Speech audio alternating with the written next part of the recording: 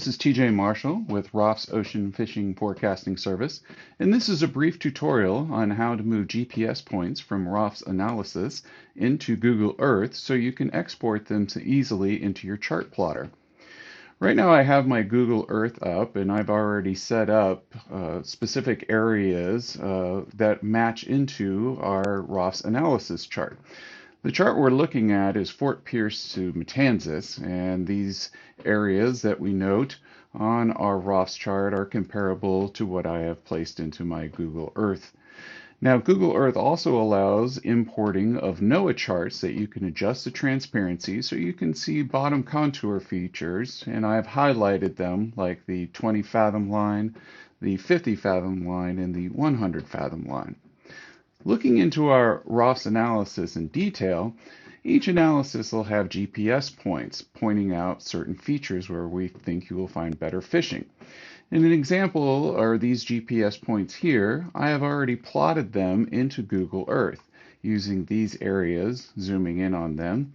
And what we want, normally the way you would do that is you just choose the chart point, and then once you have that up, you would simply just take the GPS point from your analysis and type that into this Google Earth chart point. And as I've noted, I've already taken all of the GPS points from the ROFFS analysis and I've imported them into Google Earth. Now, what you do to be able to move these over to your chart plotter is you take this folder that you've created with all those GPS points and you save it to your desktop. So we're going to save the place as, and we want to save it as a KML file. And this is a very important part to note. Google Earth allows things to be saved as KMZ or KML, and to do the conversion, you need these things to be in a KML file, which I've already created on my desktop. Then what you do is you utilize a third-party software that's open source called GPSBabel.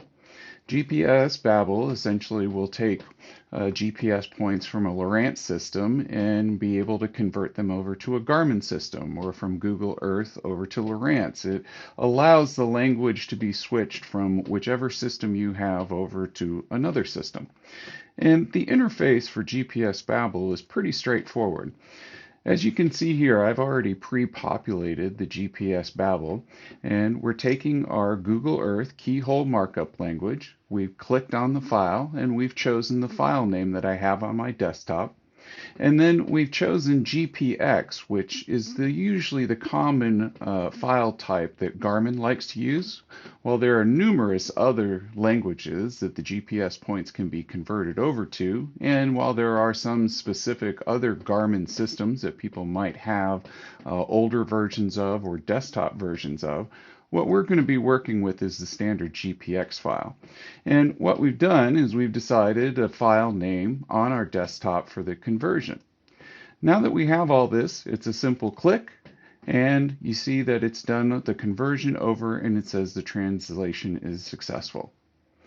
Then what we do is we pull up our desktop, and you can see we have our Fort Pierce to Matanzas file. And normally a chart plotter will have access with an SD card or a micro SD card, and you simply take this file and you move it down onto that SD card and bring that SD card into your chart plotter, and you have your GPS points moved over in one swift move. I hope you enjoyed this tutorial, and thank you for using ROFFS Ocean Fishing Forecasting Service.